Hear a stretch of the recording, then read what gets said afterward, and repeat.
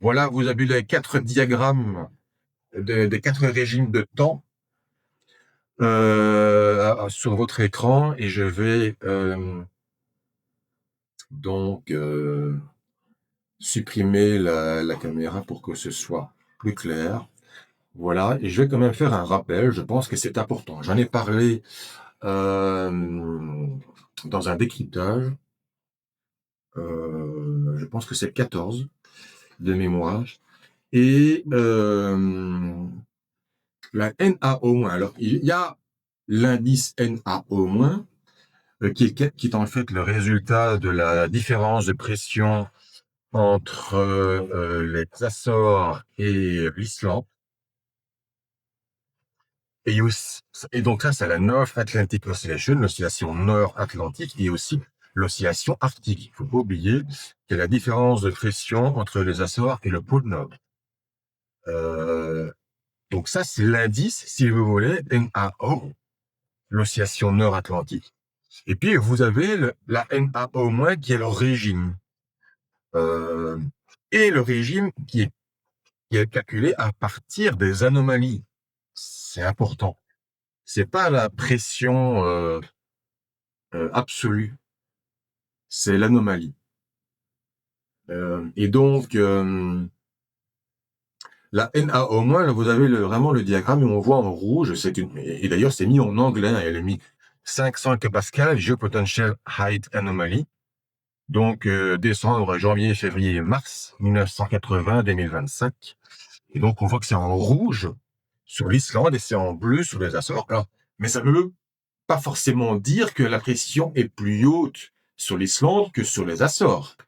Je parle en termes d'anomalie, c'est-à-dire de différence par rapport à la moyenne. Donc, on peut avoir du 1015 en Islande et du 1020 sur les Açores. Mais comme on devrait avoir normalement 1025 sur les Açores et 900, je ne sais pas combien sur l'Islande, ben, l'anomalie est effectivement positive sur les Islandes et elle est négative sur les Açores.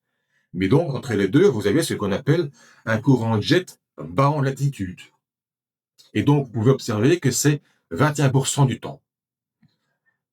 Voilà, 21% du temps. Donc, c'est quand même le deuxième régime le moins fréquent. Derrière, donc, le moins fréquent, c'est la crête atlantique, qui est, on pourrait dire, tiens, mais ça ressemble très très fort à la NaO-. Elle est quand même plus méridionale et elle a ses racines subtropicales maintenues. Parce que la NaO- n'a pas de racines subtropicales. Il n'y a pas de connexion entre l'anticyclone nordique et l'anticyclone subtropical. Et ça, c'est important quand même, d'un point de vue structurel et d'un point de vue conséquences concrètes. Eh bien, les perturbations ont tendance quand même à passer euh, par le nord de la crête atlantique. Atlantic Ridge, c'est une crête atlantique. On dit AR. C'est de l'anglais, malheureusement. Mais donc, les perturbations ont tendance à passer par-dessus. Et en fonction, évidemment, des masses d'air, alors c'est catalogué comme un régime froid, mais là aussi, on peut se poser des questions. Parce que malgré tout, en fonction de la position de l'anticyclone, si la position est plus occidentale, on peut être plus soumis à des masses d'air froides. Si elle est plus orientale, on est plus dans le secteur chaud. Donc tout est là-dedans, en fait. Parce que les dépressions passent par-dessus, et donc on peut être plus dans le secteur chaud des dépressions si l'anticyclone est plus proche. Voilà, c'est au cas par cas. Je l'ai écrit sur X récemment, c'est au cas par cas. Et c'est un problème aussi parce que de plus en plus, comme il y a de plus en plus d'air chaud, ça on va pas se faire des mystères, eh bien la pluie anticyclonique peut être de plus en plus chaude et donc il peut faire de plus en plus doux, y compris avec ce régime catalogué comme froid. Alors, il faut aussi préciser, c'est que là, c'est peut-être un régime plus frais ou plus froid, on va dire plus frais, en été qu'en hiver. Parce qu'en hiver, vous avez effectivement les dépressions qui passent par-dessus, mais ça reste quand même de l'air atlantique, donc de l'air doux, ou moyennement doux. Alors qu'en été, La chaleur, elle vient essentiellement par le sud. Donc là, si vous avez un vent de nord-ouest, avec le Atlantic Ridge en été, il peut faire effectivement, alors il fait pas affreusement frais, mais il peut faire de 20-21 degrés à Bruxelles. Normalement, c'est 23-24. Parce que même si vous avez un anticyclone plus proche, ça reste quand même de l'air maritime. Donc voilà. Donc l'anomalie de température est peut-être plus forte dans le frais en été qu'en hiver. Vous voyez que c'est quand même assez complexe. Alors, les deux régimes de temps au-dessus, la NAO+, ça c'est vraiment le plus fréquent, et c'est le régime de temps qui est le plus intuitivement facile, qu'on connaît le plus facilement. C'est effectivement l'inverse de la NAO-, c'est-à-dire des pressions plus hautes sur les Açores et plus basses, toujours en termes d'anomalie, sur l'Islande. Et donc vous avez un sud-ouest. Alors le problème, c'est que le sud-ouest, il faut voir aussi où il est situé, parce que on était en NAO+, au début décembre. Sauf qu'il était très nordique. Et c'est pour ça qu'il faisait sec. Parce que vous pouvez avoir une NAO+, dont le courant jet est vraiment braqué sur, on va dire, le sud-centre de l'Angleterre, avec les dépressions qui passent vraiment sur la mer du Nord, mais alors à la latitude d'Amsterdam ou les îles de la Frise, le nord de l'Allemagne. C'est de la NAO+, et vous avez les perturbations qui passent assez bien sur la Belgique, le nord de la France, etc. Mais si la NAO+, avec le courant jet, remonte vers l'Écosse et vers le sud de la Scandinavie, à ce moment-là, vous n'avez pas beaucoup de pluie, et on a vraiment le cas de figure de ce décembre 2025, les trois quarts, où il fait fort sec. Aussi décembre 2015, avec le fameux Super El Niño. C'était la même chose. C'était une NAO+, super giga méga, et il faisait vraiment très très très doux, hein, affreusement doux, et quand même pas très humide. Donc la NAO+, vous pouvez avoir un courant jet très puissant avec une NAO+, mais qui va même passer sur l'Islande. Hein. Ça peut être comme ça. On a eu ça ces derniers hivers. Vraiment, le courant jet à 400 km/h sur l'Islande, vous avez une patate anticyclonique sur la Grande-Bretagne, il fait super doux, et vous avez super bruit, il fait doux, mais il fait très très gris dans les basses couches. C'est une NAO+, ou limite blocage anticyclonique. Donc ça dépend de la latitude du courant jet.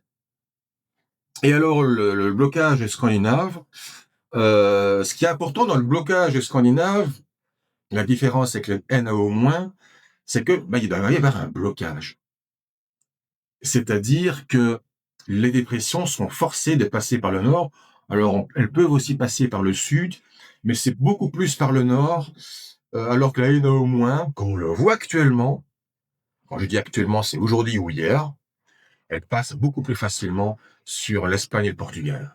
Parce que la NAO-, le courant jet, est bien présent. Il est bien puissant.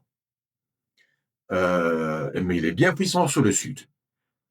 Alors que sur le blocage scandinave, ça peut encore passer, ça dépend justement du cas par cas, mais c'est moins vitaminé, c'est moins humide, voilà.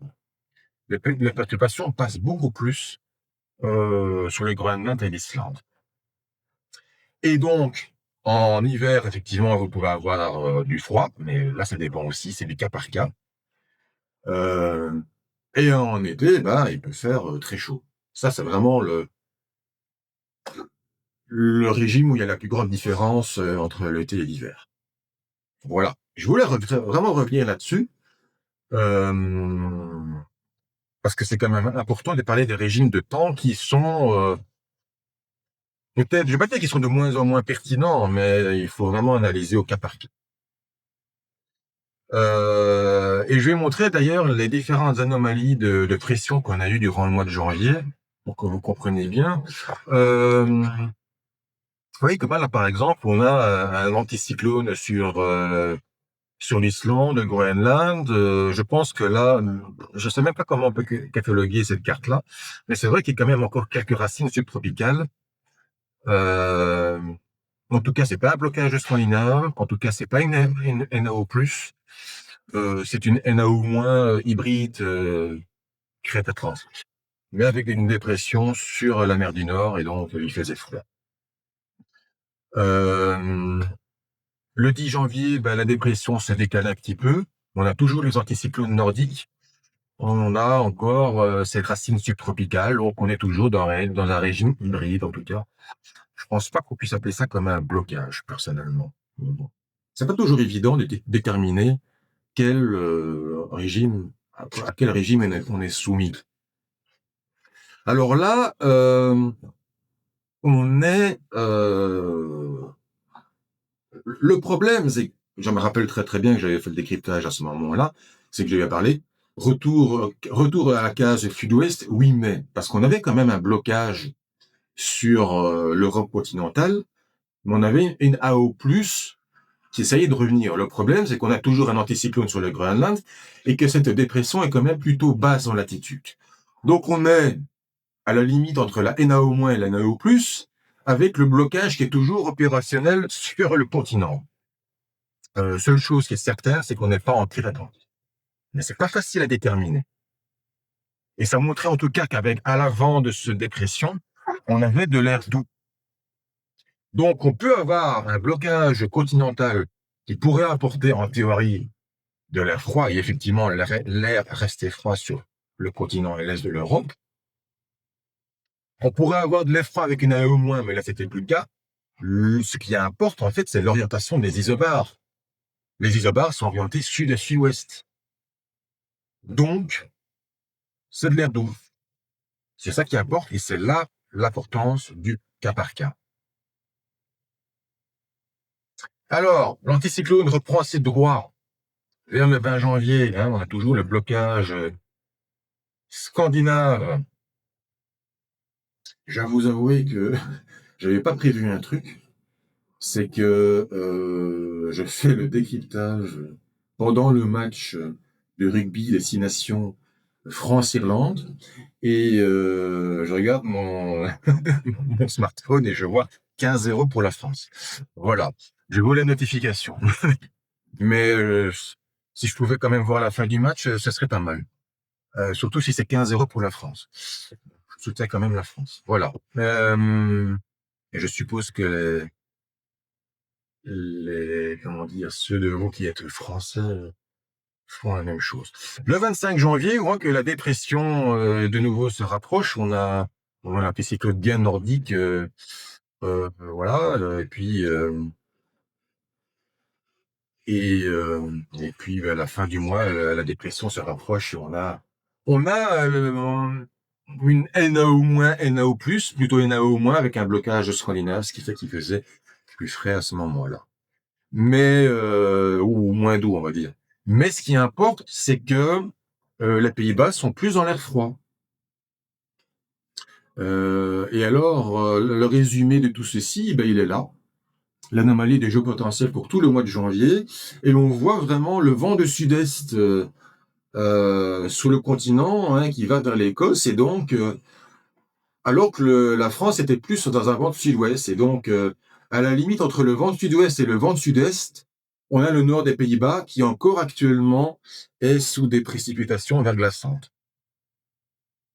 Et l'image et température du 24 janvier, eh bien voilà, on a effectivement plus de 10 degrés sur l'ouest de la France, mais il fait 0 degré dans le nord des Pays-Bas. Je trouve que cette image, cette carte résume très très bien les choses. En fait, on avait une NAO- qui dominait jusqu'à Amsterdam, plus ou moins, même au nord d'Amsterdam. Mais le bulletin climatologique du KNMI, donc du service météo néerlandais, il est particulier.